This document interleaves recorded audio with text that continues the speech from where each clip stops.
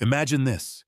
One day, the most powerful being in human history wakes up and says, I'm going to make 18 demigod sons, and together, we'll conquer the galaxy.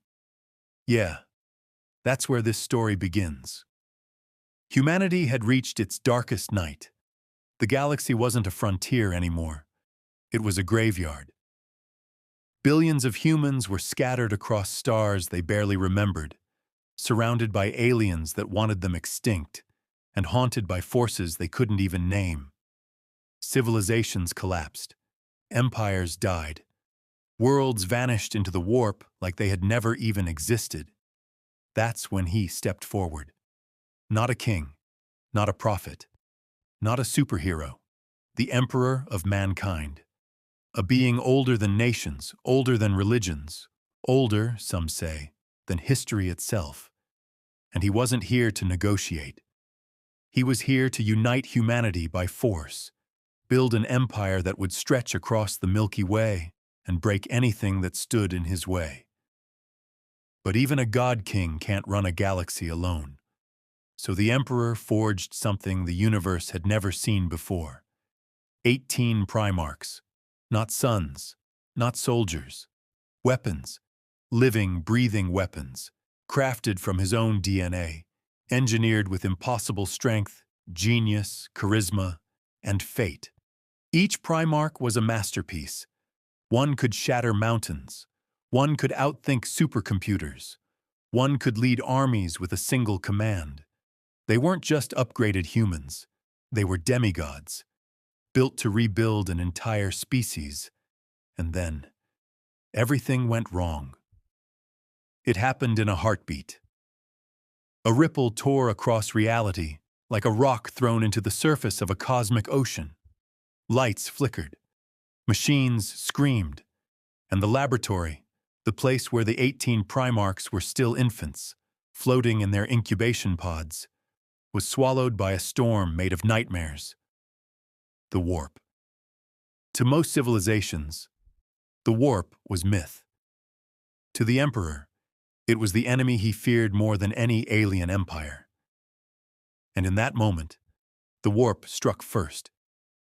The Primarch pods, each containing one of his unborn sons, were ripped from the lab and hurled across the galaxy like burning meteors. Some would land in frozen wastelands, some on savage war worlds, some among peaceful kingdoms, all of them alone. The Emperor reached out with psychic power that could split continents. But the warp was faster. When the storm faded, the Emperor stood in silence, hands clenched, eyes burning with the rage of a god whose children had been kidnapped. His plan, his dream, his perfect future, shattered. But he didn't scream. He didn't break. He simply whispered, I will find them. And then the greatest rescue mission in the history of the galaxy began. For years, decades, he pushed forward with the Great Crusade, conquering world after world, not just to reclaim the galaxy, but to reclaim his sons. And the galaxy noticed. Some whispered his name like a prayer, others like a threat. But no one could deny it. Humanity had a leader again. Yet even with all his power, even with entire armies bending the knee at his command, the Emperor felt something he rarely felt. Fear. Because he knew that his sons, scattered to the cosmic winds, would grow up without him. Raised by strangers, forged by alien cultures, molded by harsh environments. They would be powerful, but also unpredictable. And among them could be the one destined to destroy everything he built. One day, after years of war, the Emperor received a signal. A human world in the edge of known space had discovered something impossible. A child, a boy, superhumanly strong, brilliant, unstoppable, a Primarch. The Emperor didn't wait. He teleported directly to the planet's surface. There, standing at the head of a small crowd of loyal warriors, was a young man, tall, fearless, proud, with eyes full of fire and destiny. Their eyes met. Something ancient, something powerful passed between them. A father, a son, reunited at last. The boy stepped forward, dropped to one knee, and spoke the words that would echo across history. "Father." The Emperor placed a hand on his shoulder. "Rise, Horus." He had found his first son, his brightest son, his beloved son, and fate smiled, because it knew what would come next. Every great tragedy begins with love, and the Emperor's greatest tragedy began with the son he loved the most, Horus. Horus wasn't just another Primarch. He wasn't just another superhuman warlord created to conquer planets. He was the first face the Emperor saw after losing his children. The first voice that called him father. The first proof that his dream wasn't broken. And that changed everything. From the moment they met, the bond between them was something even the stars couldn't ignore. Horus wasn't just powerful, he was magnetic.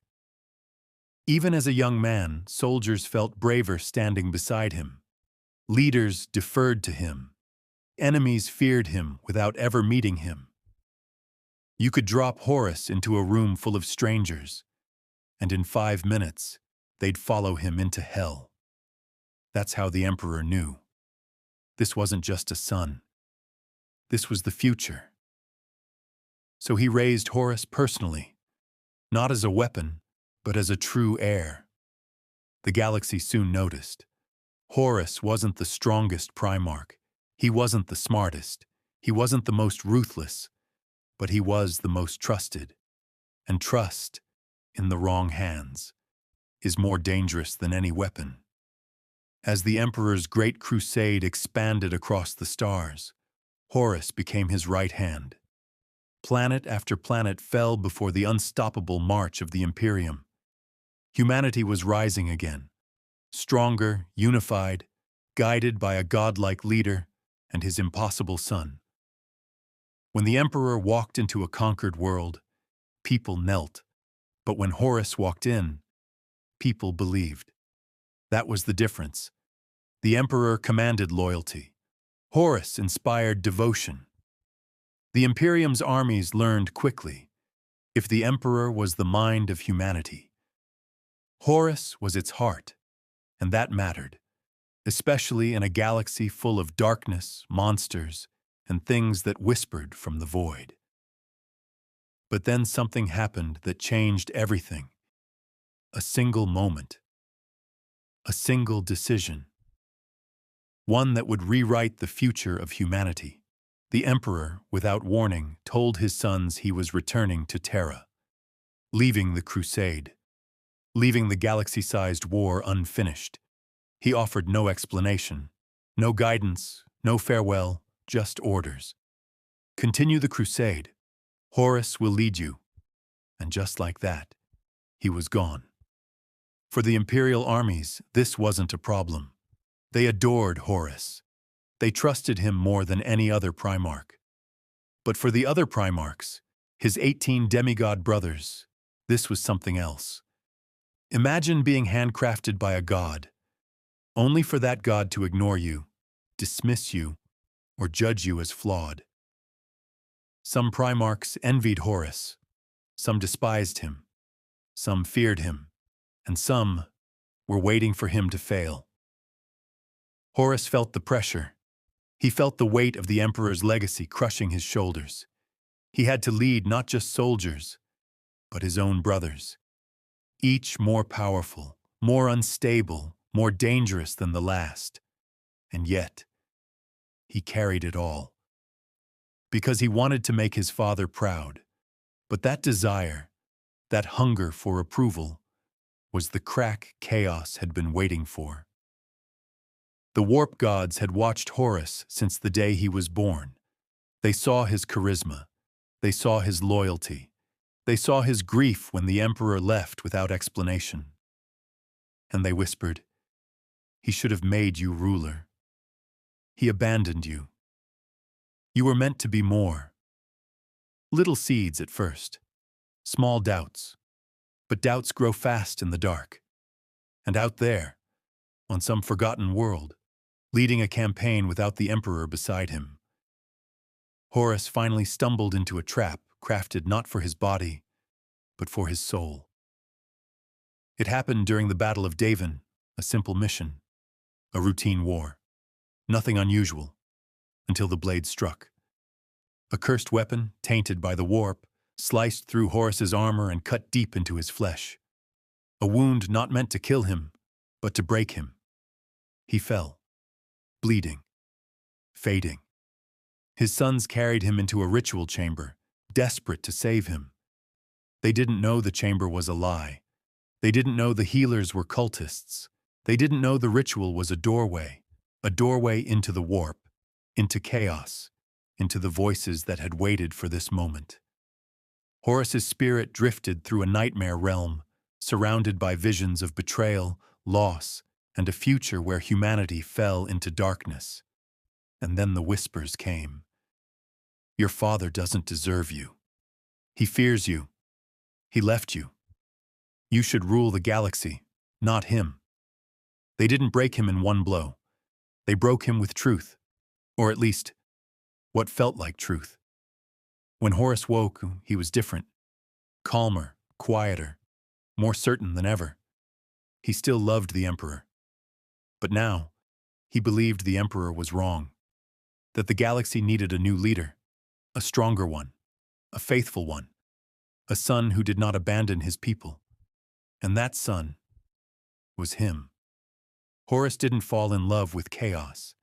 He fell in love with the idea that he was meant to save humanity better than his father.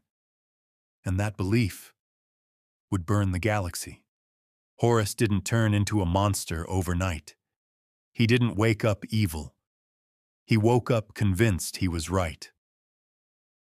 When Horus returned from the brink of death, the galaxy saw a hero restored. The wound that should have killed him was gone. His strength had returned. His voice still carried the same authority. But something inside him had shifted. Not rage, not madness, certainty. Horus no longer wondered what the Emperor was planning on Terra. He knew. Or at least, he believed he did. The visions the warp had shown him felt too real to ignore. He had seen a future where the Emperor ruled as a distant god, worshipped like a tyrant while humanity suffered under endless war. He had seen himself erased from history, used, discarded, forgotten, and worst of all, he had seen the Emperor lying. Horus didn't confront his brothers, not yet. He did something far more dangerous. He listened to the murmurs of discontent already spreading through the Imperium. Worlds were being crushed in the Emperor's name. Cultures erased. Religions burned. All in the name of unity. Horus began asking the questions no one else dared to ask. Why does the Emperor forbid religion, yet demand absolute obedience? Why does he hide his true plans on Terra? Why does he call us sons, then abandon us? These weren't lies. They were half-truths, and half-truths are the sharpest knives of all. Slowly, carefully, Horus began choosing who to trust. He watched his brothers during campaigns, studied how they reacted to orders, listened when they complained about the Emperor, about Terra, about being used as weapons. Some Primarchs were still loyal beyond question. Others were already broken in ways the Emperor had never bothered to fix. Angron, consumed by endless rage. Mortarion, fueled by bitterness and resentment. Fulgrim, obsessed with perfection at any cost. Horus didn't corrupt them. He understood them, and that understanding gave him power. The first open betrayal wasn't loud. It wasn't dramatic. It was quiet, calculated, and devastating. The planet Istvan III was marked for compliance, a routine purge, a standard operation. Horus ordered several Space Marine legions, loyal and traitor alike, to land on the surface. Then he gave a second order: virus bombs. Weapons so horrific they didn't just kill people, they erased ecosystems. The atmosphere burned, cities melted, billions died screaming. And then, the real betrayal began. Horus's loyalist sons, Space Marines who still believed in the Emperor, realized too late what was happening. They had been sent to die by their own father. Brother turned against brother. Legions tore themselves apart in fire, blood, and ash. The Imperium's greatest strength, its unity, was shattered in a single night, and the galaxy would never be the same. When word of Istvan reached Terra, disbelief spread faster than fear. The Emperor didn't want to believe it. He couldn't. Horus, his first son, his favorite, had turned, not because he was weak, but because he believed the Emperor had failed, and that hurt more than any betrayal. Meanwhile, Horus embraced what he had become. Not a servant, not a son, a war master in rebellion. He declared war not just on the Emperor, but on the future the Emperor had chosen. His banner spread across the stars. Whole legions followed him, not out of fear, but faith. Faith that Horus would build something better. They were wrong. But by the time anyone realized that, it was far too late. The Horus Heresy had begun. A civil war so vast it would burn entire star systems. So brutal it would erase knowledge, technology, and hope. Brother would slaughter brother. Father would face son. And the Emperor, the god who tried to save humanity, would pay the ultimate price for believing he could control it. And the worst part? Horus still believed he was doing the right thing. The galaxy didn't break when Horus betrayed the Emperor. It broke when his brothers chose sides and realized there was no way back. Civil wars are never clean. They don't begin with grand speeches or clear villains. They begin with silence, with unanswered messages, with fleets that don't return home. And then, suddenly, the stars are on fire. As news of Istvan spread, the Primarchs faced a choice no demigod should ever have to make: father or brother. Some didn't hesitate. Rogel Dorn fortified Terra without question. Guilliman rallied the Ultramarines, preparing for the worst. Sanguinius, noble, tragic, beloved, prayed that Horus could still be saved. Others felt something else: relief. Angron welcomed the war like an old friend. Mortarion saw a chance to tear down the Imperium that had always disgusted him. Fulgrim felt destiny calling, beautiful, terrible, irresistible. Horus didn't force them. He invited them, and they came willingly. The second betrayal struck at Istvan V. This time, it wasn't a purge. It was a massacre. 3 loyalist legions sent to confront Horus made planetfall, believing reinforcements were coming. They were, just not loyal ones. As battle raged, Horus gave the signal. The reinforcements turned their guns on their own brothers. The sky fell in fire. The ground drowned in blood. Demigods fought demigods, tearing reality apart with every blow. This was no longer war. This was myth turning into nightmare. Ferrus Manus died there, a Primarch, a son of the Emperor, decapitated by Fulgrim, once his closest friend. When Ferrus's head hit the ground, something ancient broke inside the galaxy. Immortal beings were not supposed to die, but now they could, and they would. Fulgrim didn't cry. He didn't hesitate. He stared at what he'd done and smiled. Because chaos had its claws in him now, deep, permanent, joyful. What had begun as pride became obsession. What had been loyalty became hunger. The Primarchs were no longer just choosing sides. They were changing. Across the stars, chaos whispered louder. Not screaming commands, offering gifts, strength without limits, perfection beyond flesh, freedom from guilt. One by one, Horus's allies accepted. Mortarion embraced decay, becoming something unkillable. Angron gave himself fully to rage, chains and all. Fulgrim surrendered his soul for beauty and sensation. These were not warriors anymore. They were monsters wearing the memories of brothers. Meanwhile, Horus watched it all, and he told himself it was necessary. Every death, every atrocity, every screaming world, necessary, because the Emperor would never surrender. And to win against a god, you had to become something worse. On Terra, the Emperor finally understood the scale of what he'd lost. Not just Horus, but everything. The Imperium was tearing itself apart faster than any alien invasion ever could. Technology was being destroyed, knowledge burned, entire civilizations erased from history. And the Emperor had one terrible realization. This war could not be won, only survived. So he retreated to the Imperial Palace, not to hide, to prepare, to sit upon the Golden Throne, a device meant to save humanity from the warp itself. The Emperor wasn't planning victory anymore.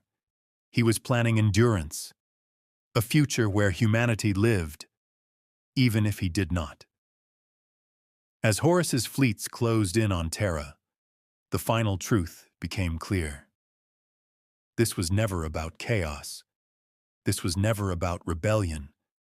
This was about a son trying to replace his father, and a father realizing, too late, that he had raised his own executioner. Next comes the beginning of the end. Every empire believes its capital is untouchable, until the sky fills with enemy ships and the gods start bleeding. Terra was supposed to be sacred, the birthplace of humanity, the heart of the Imperium, the one world no enemy would ever reach. Now it was a fortress under siege. As Horus's armada entered the Sol system, the stars themselves seemed to dim. Warships the size of cities drifted into orbit, their hulls scarred by a civil war that had already consumed half the galaxy. This wasn't an invasion. This was an execution. Rogel Dorn stood atop the walls of the Imperial Palace, watching the void burn. He had turned Terra into the most heavily fortified world in human history. Gun batteries lined continents. Void shields wrapped the planet like layers of divine armor. Millions of soldiers waited behind walls built to survive gods. But Dorn knew the truth. Fortresses don't stop destiny. They only delay it. Inside the palace, the Emperor sat upon the Golden Throne, not ruling, not commanding armies, holding reality together. The warp was pushing against existence itself, trying to flood into real space through Terra. If the Emperor moved, if he left the throne, even for a moment, humanity would drown in madness. So while his sons fought and died outside, he stayed, silent, immobile, enduring. This was his penance. The siege began with fire. Orbital bombardments turned oceans into steam and cities into molten glass. The sky cracked open as titans, walking gods of war, marched across continents, tearing into each other with weapons older than empires. Space Marines clashed in endless waves, once brothers screaming in rage and betrayal as they killed faces they had laughed with only years before. There were no heroes here, only survivors. Horus watched from his flagship, the Vengeful Spirit. He could have finished it faster. He chose not to. Because this wasn't just war, this was personal. He wanted the Emperor to watch his dream burn, to feel every loss, to understand what abandonment had cost. And somewhere deep inside him, buried beneath chaos and certainty, he still wanted his father to come out and face him. Days turned into weeks, weeks into months. The palace held, but barely. Sanguinius, the angel, became a symbol of hope. Wherever the fighting was fiercest, he was there, wings torn, armor shattered, still standing. Even Horus feared him, because Sanguinius knew something no one else did. He had seen the future, and in that future, he died. As the walls finally fell, Horus made his move. He lowered the shields of his flagship, an invitation, a challenge, a trap. The Emperor felt it immediately. If Horus remained alive, the war would never end. Humanity would tear itself apart forever. There was only one choice, for the first time in centuries. The Emperor rose from the golden throne.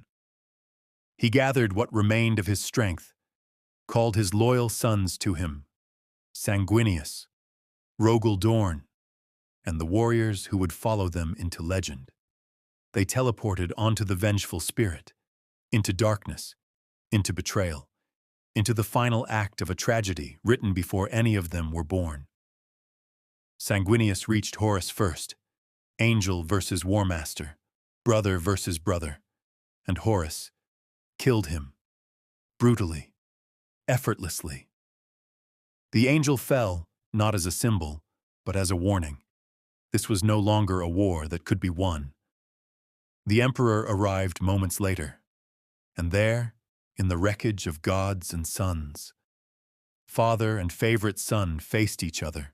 There are wars you fight to win, and wars you fight because losing would end the universe. The Emperor stepped onto the bridge of the vengeful spirit, and for the first time in centuries, he felt something dangerously close to fear. Not fear of death, fear of what he was about to do. Before him stood Horus, no longer the son he had raised, no longer the hero of the Great Crusade. Horus was vast now, swollen with warp energy, his armor fused with demonic flesh, his eyes burning with impossible light. But beneath all of that, he was still Horus, and that was the problem. "Father," Horus said, his voice echoing through the ruined bridge. Not mocking, not hateful, almost disappointed. "You could have ruled beside me. Instead, you chose chains, lies, a future where humanity kneels to you as a god." The Emperor said nothing, because anything he said would sound like an excuse. Horus raised his weapon, the Talon of Horus, crackling with power capable of killing gods. "I did what you couldn't," Horus continued. "I saw the truth. You were afraid. Afraid of what your sons might become. Afraid of losing control." That one hit home, because it was true. The Emperor had loved humanity more than his sons, and Horus had never forgiven him for that. The battle began without warning. Reality screamed as father and son clashed. This wasn't a fight. It was a cosmic collision. Each blow shattered decks of the ship. Each psychic strike ripped holes into the warp itself. Time fractured. Gravity failed. The Emperor held back. Not because he couldn't end it, because he wouldn't. He tried to reason, to restrain, to save what remained of his son, and Horus punished him for it. Horus struck first blood. The Emperor fell, crushed, broken, bleeding in ways no mortal had ever seen. And Horus laughed. "You still hesitate," he said. "That's why you lose." Horus towered over him now, god over god. And then Horus did something unexpected. He turned and killed a human, a lone, insignificant imperial soldier who had followed the Emperor aboard the ship. One strike, instant death, pointless, cruel. Something inside the Emperor snapped. Not rage, not vengeance, clarity. In that moment, he understood the truth he had refused to face since Devon. Horus was gone. Not corrupted, not confused. Lost. And if Horus lived, humanity would die screaming. Forever. The Emperor rose. And this time, he didn't hold back. Power unlike anything the universe had ever witnessed poured through him. The warp recoiled. Demons fled. The Emperor struck Horus. Not to wound, not to punish, but to erase. Horus screamed. Not in pain, but in realization. Because for the first time since his fall, he understood. He had been wrong.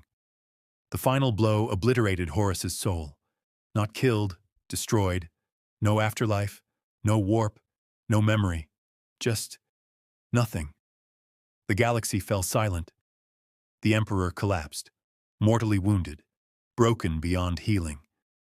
Rogel Dorn arrived moments later, carrying his father's shattered body. Horus was gone. Victory had been achieved. And yet, this was the greatest defeat humanity would ever suffer. The war was over. The traitor was dead. And yet, this is where humanity truly lost. They carried the Emperor back to Terra like a fallen star. His body was shattered. His psychic light flickered like a dying sun. The being who had conquered the galaxy, who had bent reality to his will, was now barely alive. Not dead. Never dead. Because death would have been mercy. The Golden Throne was never meant to be a prison. It was designed as a gateway, a tool to control humanity's destiny through the warp, to free mankind from reliance on monsters and gods. Now it became something else, a life support machine for a god who could not die and could not live. They placed the Emperor upon it, and the universe screamed. As the throne activated, the Emperor's mind expanded across reality. His body failed, but his soul burned brighter than ever. He became a beacon, the Astronomicon, guiding human ships through the warp. Without him, interstellar travel would collapse. Civilization would shatter overnight. Humanity was saved, at a cost no one could ever repay. The Emperor could no longer speak, could no longer walk, could no longer lead, but he was aware, trapped in endless agony, watching, enduring, for 10,000 years. The Imperium tried to move forward. It failed. Without the Emperor's guidance, fear replaced vision. Faith replaced reason. Dogma replaced progress. The very thing the Emperor had forbidden, religion, rose in his name. The Imperium didn't just worship him. It needed to, because without a god to believe in, the truth would crush them. Technology began to decay. Innovation became heresy. Knowledge became sacred text, not something to be improved. Humanity stopped moving forward. It learned only how to survive, barely. And every single day, 1,000 human souls are sacrificed to the Golden Throne, burned, consumed, so the Emperor can remain awake, so the warp doesn't flood reality, so humanity gets one more day, not victory, delay. The Primarchs vanished, some dead, some lost, some broken beyond recognition. The sons of gods became legends, then myths, and the Imperium told itself that this was what the Emperor wanted. But deep in the throne's machinery, the Emperor screamed, because he never wanted this. A stagnant empire, endless war, blind faith. This wasn't salvation. This was survival at gunpoint. The galaxy is now locked in a permanent state of decay. Every war is defensive, every victory temporary, every hero doomed. Not because humanity is weak, but because its greatest protector is trapped, watching the slow death of his dream. This is why the Warhammer 40,000 universe is grim. Not because evil won, but because good paid the price. and still lost everything it cared about. The cruelest lie in the galaxy is the idea that things might get better. 10,000 years have passed since Horus fell. That number sounds big. It means nothing, because nothing has changed. The Imperium of Man still spans 1,000,000 worlds on paper. In reality, it's a fractured corpse held together by fear, prayer, and endless war. Humanity didn't win the Horus Heresy. It survived it, and survival became the only goal. Every system, every planet, every citizen lives under the same truth. War is permanent. Not a chapter, not a crisis, a condition. The Imperium doesn't expand anymore. It reacts, always late, always bleeding. Every victory costs more than it gives back. Why? Because the Emperor is silent. Not absent. Silent. He cannot guide. He cannot correct. He cannot stop the mistakes being made in his name. And the Imperium is terrified of that silence, so it fills it with dogma. The High Lords of Terra rule now. Bureaucrats, priests, generals. None of them understand the galaxy the way the Emperor did. But they understand one thing perfectly. Fear keeps people obedient, and obedience keeps the Imperium alive. Progress is forbidden. New ideas threaten stability. Stability is all that remains, so technology rots. Weapons are copied, not improved. Ships are built like ancient relics, not machines. The Imperium is fighting modern wars with ancient tools, and losing slowly. Meanwhile, Chaos never stopped laughing. Horus failed, but Chaos didn't. It didn't need to win the war. It only needed to break the future. And it succeeded. The warp bleeds into reality everywhere. Demons walk worlds. Corruption spreads through whispers, cults, and dreams. Not with explosions, with patience. And Chaos isn't alone. The galaxy is full of enemies, alien empires rising, ancient machines waking up, hungry swarms consuming entire systems. Each one would be an extinction-level threat on its own. Together, they are unstoppable. So the Imperium does what it has always done. It throws bodies at the problem. Guardsmen die by the millions. Space Marines fight until there are none left. Worlds are sacrificed to buy time. Always time, never peace. Hope is dangerous in this universe, because hope makes people ask questions, and questions lead to doubt, and doubt leads to chaos. So the Imperium teaches its people to accept suffering, to worship endurance, to believe that dying for the Emperor is the highest honor, because living for yourself is heresy. This is the final cruelty of the Horus Heresy, not the deaths, not the betrayals, but the fact that the galaxy learned the wrong lesson. Instead of fixing the system, it froze it, forever. The war never ends because ending it would require change. And change is the one thing the Imperium fears more than extinction. The Emperor didn't fail because Horus betrayed him. He failed because he never trusted humanity to stand without him. For 10,000 years, the Emperor has watched, not as a ruler, not as a god, but as a prisoner inside his own mind. The Golden Throne keeps his body alive, but his consciousness stretches across the galaxy, fragmented, burning, and aware of everything done in his name. Every prayer, every execution, every world burned for compliance. He sees it all, and he cannot stop it. The Imperium believes it is preserving his dream. It isn't. It is embalming it. The Emperor wanted humanity to grow beyond gods, beyond superstition, beyond fear of the unknown. That's why he destroyed religions. That's why he hid the warp's true nature. He believed knowledge without wisdom would destroy humanity. He was right. But he made a worse mistake. He believed control was safer than trust. He created the Primarchs as tools first, sons second. He kept secrets from them. He decided their fate without their consent. And Horus wasn't the only one who noticed. The heresy wasn't an accident. It was a consequence. Now, the Imperium repeats the same mistake, on a galactic scale. It doesn't trust its citizens. It doesn't educate them. It doesn't empower them. It controls them.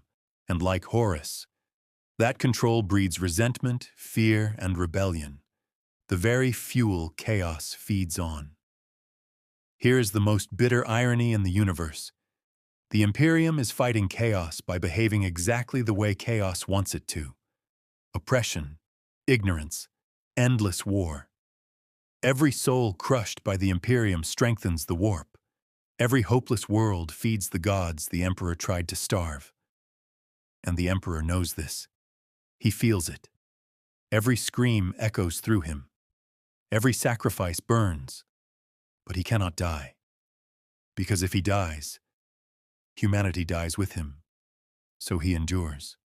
A god who failed his sons. A father who broke his family to save his species. A ruler trapped by the very system he created. Some whisper that the Emperor still has a plan. That one day he will rise again. That the Primarchs will return. That the galaxy will heal. But hope in this universe is a double-edged sword. Because hope delays acceptance.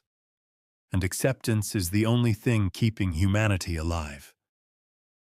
The Emperor's greatest failure was not Horus. It was believing that a perfect system could be built by an imperfect being, even a god. This story doesn't end with hope, because hope died a long time ago. The galaxy keeps turning. Stars are born, stars die, and humanity keeps fighting, not to win, just to exist. Somewhere on Terra, beneath kilometers of stone and steel, the Emperor still sits on the golden throne, a god reduced to a battery, a mind screaming across eternity, a ruler who won the war and lost the future. He is worshipped by trillions who would be executed if they ever heard his true thoughts. Because the Emperor never wanted to be a god. He wanted humanity to stand without him. And now, it can't. Every day, 1,000 souls are sacrificed so he can remain awake. Not to save humanity, to delay its extinction. One more day. Always one more day. Across the galaxy, soldiers march into battles they cannot win. They fight not because they believe, but because they are told to. They die not knowing why their world matters, only that it must be defended. And the Imperium calls this honor. The Primarchs are legends now. Names carved into history, distorted by myth and propaganda. Horus is remembered as the devil, the Emperor as a perfect god. And the truth? The truth is buried, because truth would shatter what little stability remains. Chaos still waits. Patient. It doesn't need to conquer. It only needs humanity to keep doing what it's always done. Hating, fearing, killing. Because every act of cruelty feeds it. Every hopeless prayer strengthens it. And that is the final tragedy. Not that Horus fell, not that the Emperor failed, but that the universe learned the wrong lesson. Instead of changing, it accepted endless war as normal. This is why, in the 41st millennium, there is no peace, no progress, no salvation, only survival, only sacrifice, only war. The Emperor of mankind created 18 demigod sons to conquer the galaxy. One of them betrayed him, and in stopping that betrayal, humanity doomed itself to eternal darkness. This is not a story about heroes. It is a warning. A universe where power replaces trust, where control replaces understanding, where fear becomes faith. And somewhere, trapped in endless agony. The Emperor watches it all, unable to speak, unable to die, unable to forgive himself.